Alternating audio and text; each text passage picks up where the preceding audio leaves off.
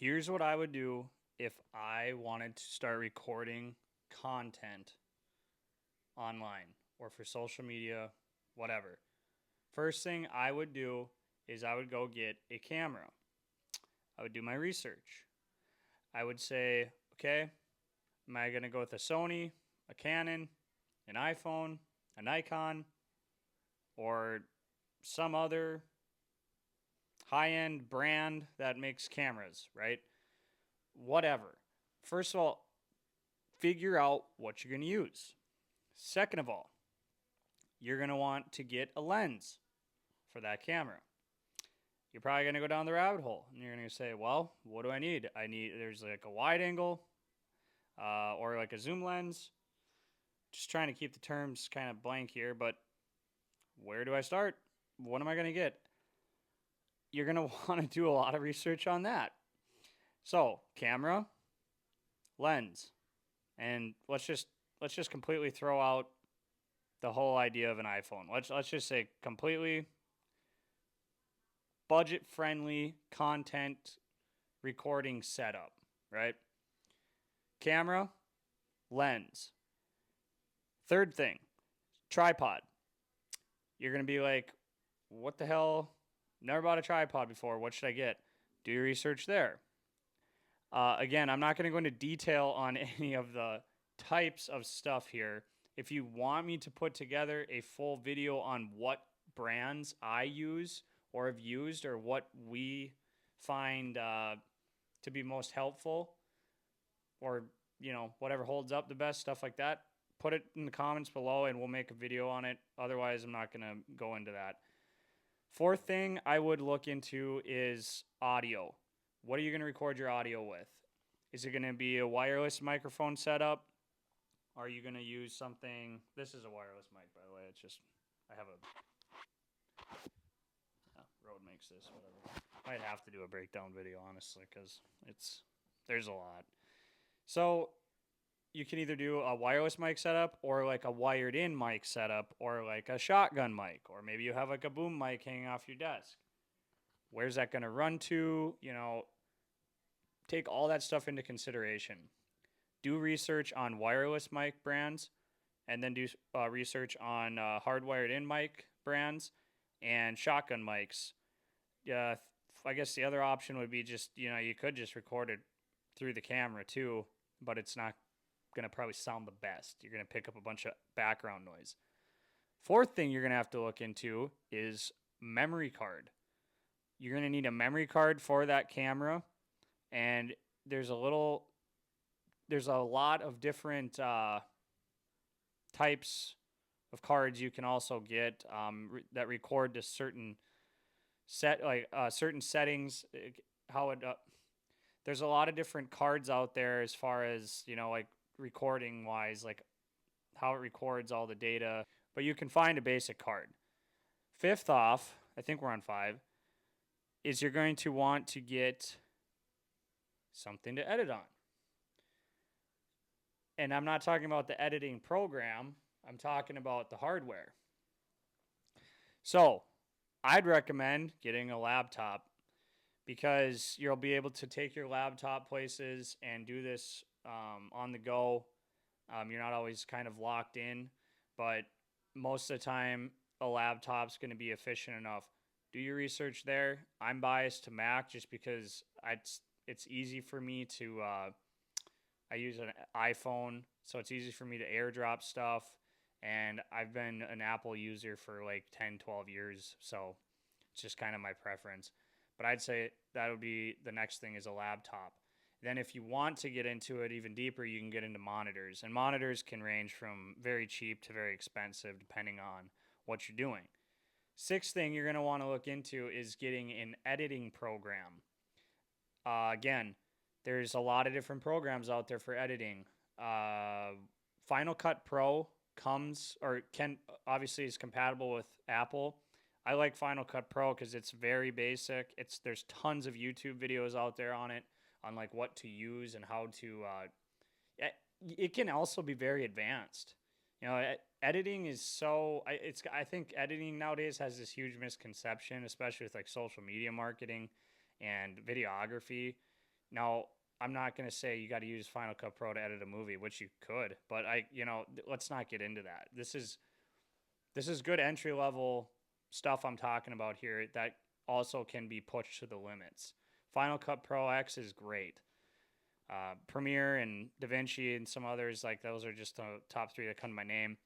That's going to be the next thing you're going to have to bundle down into your entourage of things to get this rolling.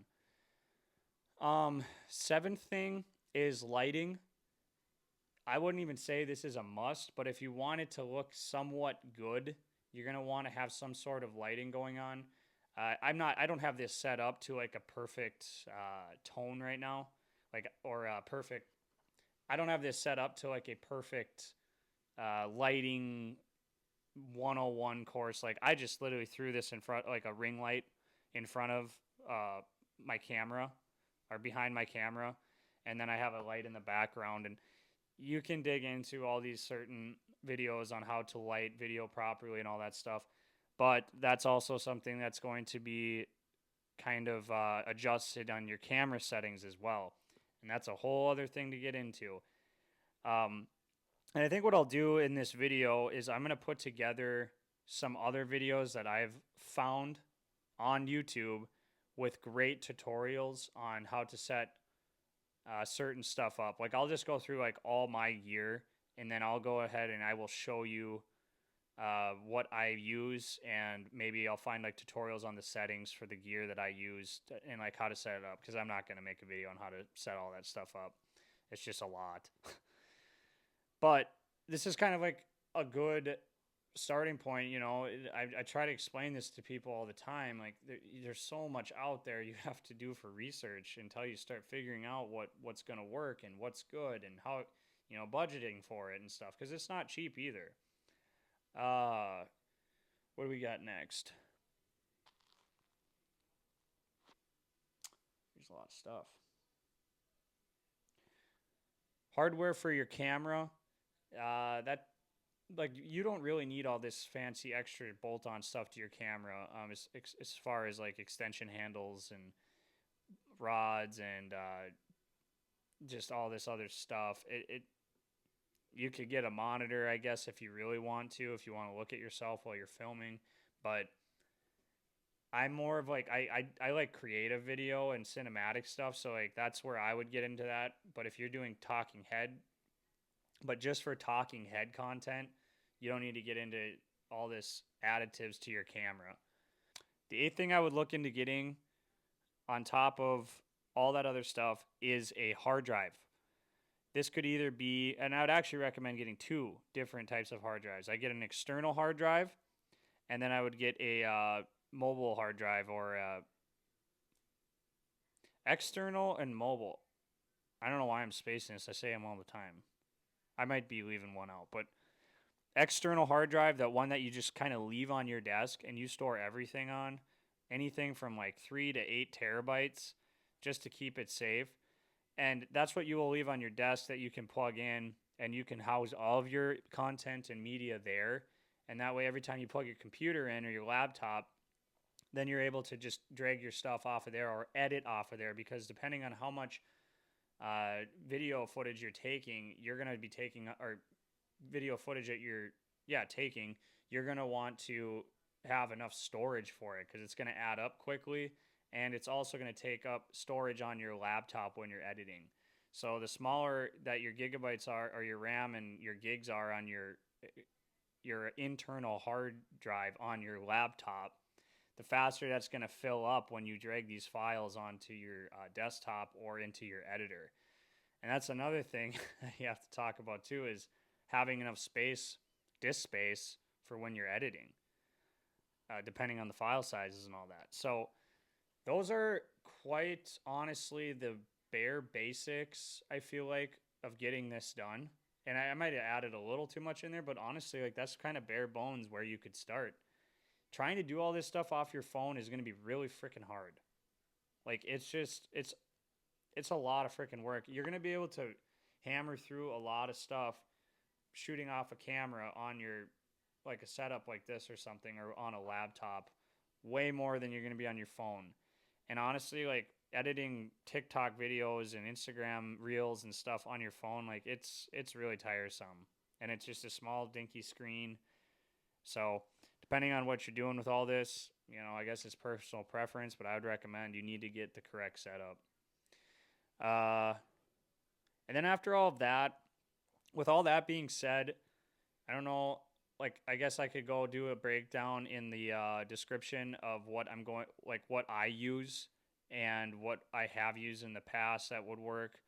But let's just start with what I use, and we'll see if this gets any traction or gets any views, and see if it helps anybody. Off the top of my head, I can get into all the other stuff too, like storage for all this stuff, and it's just a never-ending abyss of gear, and it just gets to be a lot. So, hope you found this helpful. B&H is a pretty good spot to look for stuff.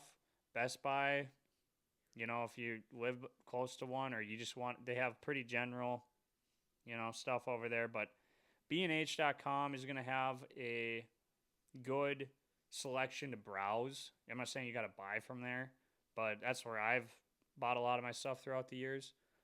And Facebook Marketplace is a good spot too. So, hope you found this helpful. Maybe leave a comment and let me know what you think, or what other videos you'd like to see based upon video marketing, and we'll see you in the next one.